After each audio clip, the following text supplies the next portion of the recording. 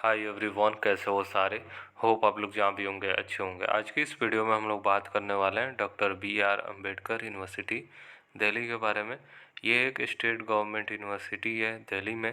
काफ़ी अच्छा यूनिवर्सिटी है। अगर आप लोग एडमिशन लेना चाह रहे हो 2025 में तो ये वीडियो आपके लिए। इसमें हम लोग बात करेंगे कि कोर्सेज जो ऑफ़र किया जाता है, कौन कौन सा कोर्सेज यहाँ पे ऑफ़र किया जाता है और यहाँ पे एडमिशन आप कैसे ले सकते हो। ठीक है, कंप्लीट प्रोसेस रहेगा तो वीडियो के एंड तक आप ज़रूर बने रहिएगा। इसमें एलिजिबिलिटी क्राइटेरिया भी आपका कवर हो जाएगा। तो चलिए हम लोग वन बाय वन समझ लेते हैं। तो देखिए, जो BR अम्बेडकर यूनिवर्सिटी दिल्ली का जो एडमिशन प्रोसेस है, सिंपल सा आपका एडमिशन प्रोसेस है कि आप CUET UG का एंट्रेंस दिए रहोगे तभी आपका एडमिशन हो पाएगा। आपको उसी के स्कोर के बेसिस पे आपका यहाँ पे एडमिशन होगा। अगर आपने मान लीजिए फॉर्म फिलअप करते दौरान अगर मान लीजिए जो भी कोर्सेज में एडमिशन लेना है तो वो डोमेन आपको लेना ज़रूरी है। जो भी कॉम्बिनेशन इनके तरफ से मांगा जाए तो वो कॉम्बिनेशन को लेना ज़रूरी है। ठीक है, तभी आप एलिजिबल हो पाओगे। तो चलिए हम लोग बात कर लेते हैं। सबसे पहले तो बात कर लेते हैं BBA कोर्स का, यानी बैचलर ऑफ बिजनेस एडमिनिस्ट्रेशन।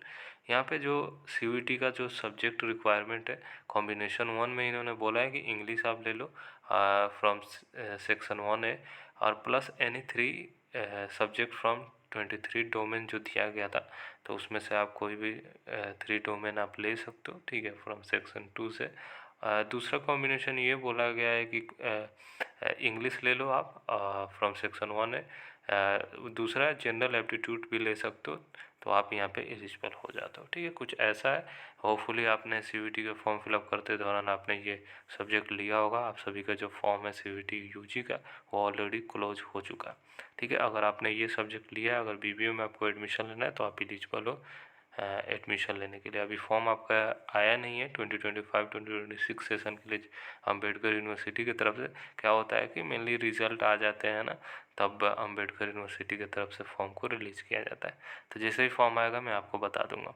बाकी एलिजिबिलिटी क्राइटेरिया सिंपल है। अगर आप क्लास 12th में 50% मार्क्स लेके आए हो तो आप एलिजिबल हो जाते हो। ठीक है, अगर आप मान लीजिए किसी भी कैटेगरी से बिलोंग करते हो तो SC ST PWBD या दिल्ली OBC NCL डिफेंस या कश्मीरी माइग्रेंट्स, तो आपको 5% का रिलैक्सेशन मिलेगा। अगर आपके पास 45% भी रहेगा ना तो आप एलिजिबल हो जाते हो।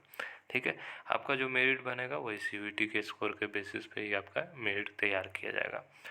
फिर हम लोग बात कर लेते हैं बैचलर ऑफ वोकेशनल स्टडीज़, यानी आपका VWOC कोर्सेज़ के बारे में। यहाँ पे VWOC का भी एडमिशन जो होता है CUET के थ्रू ही होता है। तो यहाँ पे जो VWOC में आप टूरिज्म एंड हॉस्पिटैलिटी अगर करने वाले हो तो आपका सेक्शन 3 में जनरल एप्टीट्यूड लिए रहोगे तो आप एलिजिबल हो जाते हो। ठीक है, और आपको वही क्लास 12th में आपके पास जो भी है पास हो जाओगे तो आप एलिजिबल हो। ठीक है, इसमें कोई परसेंटेज आपका रिक्वायर्ड नहीं है। ठीक है, आपका स्कोर वही CUET UG के स्कोर के बेसिस पे यहाँ पे एडमिशन होगा। ये ध्यान रखिएगा, CUET UG का जब आप एंट्रेंस दे दीजिएगा, अगर अम्बेडकर यूनिवर्सिटी का फॉर्म रिलीज हो तो आपको सेपरेटली फॉर्म भरना पड़ेगा।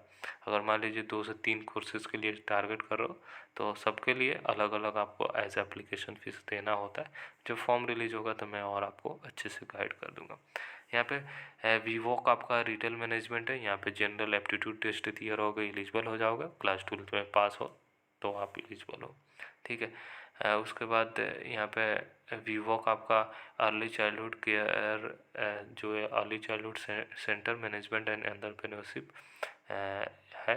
अगर जो करने वाले तो आपको जनरल एप्टीट्यूड वही दिए रहोगे और क्लास 12th में पास आउट हो तो आप एलिजिबल हो जाओगे। फिर VWOC में अकाउंटिंग एंड फिनांस अगर जिनको एडमिशन लेना है उनका भी सिंपल सा है कि जनरल एप्टीट्यूड आप सिलेक्ट किए रहोगे तो आप एलिजिबल हो जाते हो और क्लास 12th में आप यहाँ पे पास आउट होना ज़रूरी है। ठीक है, फिर आपका BA में आपको ग्लोबल स्टडीज़ लेना है तो आपको एक लैंग्वेज कोई सिलेक्ट कर लेना है। ठीक है, सेक्शन 1 से।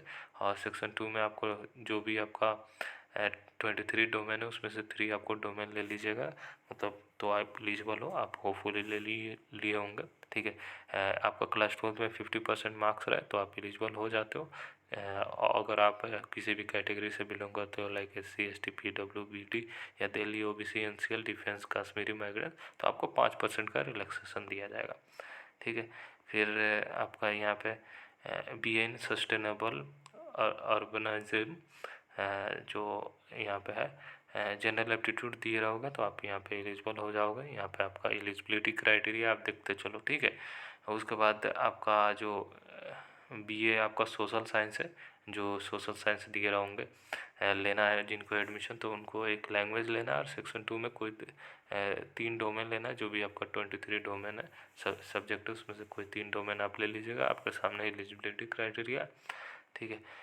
फिर बीए में आप लॉ एंड पॉलिटिक्स करने वाले हो तो आपका वही सेक्शन 1 में इंग्लिश और सेक्शन 2 में कोई 3 सब्जेक्ट आप लिए रहोगे तो आप एलिजिबल हो जाते हो, ठीक है। एलिजिबिलिटी आपके सामने है। बीए हिंदी ऑनर्स अगर जिनको लेना है तो हिंदी सेक्शन 1 और सेक्शन 2 में से कोई 3 डोमेन आप ले लोगे तो आप एलिजिबल हो जाते हो।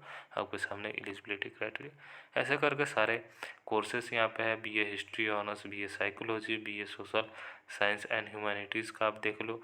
आपके सामने जो भी है जैसे मैंने बताया वैसे ही समझ लीजिएगा। बीए सोशोलॉजी ऑनर्स, फिर BA political science honours, BA economics honours, BA English honours. तो अच्छे अच्छे कोर्सेस आपको मिलेंगे अगर आप एडमिशन लेने वाले हो तो आप देख लीजिएगा। फिर bachelor of arts mathematics honours यहाँ पे मिलेगा, तो आपके सामने ये दिख रहा होगा, ठीक है। होपफुली ये कोर्सेज़ यहाँ पे लगभग 18 कोर्सेज़ है।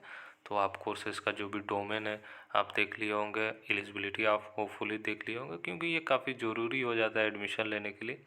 तो मैं थोड़ा सा आपको और दिखा देता हूँ ताकि आप अच्छे से पढ़ पाओगे। अगर जिस भी कोर्सेज़ के लिए अगर आपको समझ में नहीं आ रहा होगा डेफिनेटली आप हमसे पूछिएगा, आपको बता दिया जाएगा। तो ये सारे कोर्सेज़ हैं। ये कोर्सेज़ का जो एडमिशन होगा आपका सीयूईटी के ही बेसिस पे आपका होगा, ठीक है। तो चलिए यही था इन्फॉर्मेशन आप सभी से शेयर करना था। अगर आपको ये पीडीएफ चाहिए तो मैं ड्राइव में ये पीडीएफ को अपलोड कर देता हूँ। आप डायरेक्ट ओपन करके डाउनलोड कर सकते हो। हालांकि वेबसाइट पे ऑलरेडी अवेलेबल है तो वेबसाइट से भी आप जाकर डाउनलोड कर सकते हो। टोटली आपके ऊपर है। बाकी आपको समझ लेना अच्छे से। जहाँ पे भी नहीं समझ में आप डेफिनेटली आप हमसे पूछ सकते हो और आपको आसान भाषा में समझाया जाएगा। चलिए वीडियो को यहीं पे एंड करते हैं, फिर मिलते हैं अलग वीडियो के साथ। तब तक के लिए बाय, टेक केयर और ख्याल रखिए अपना।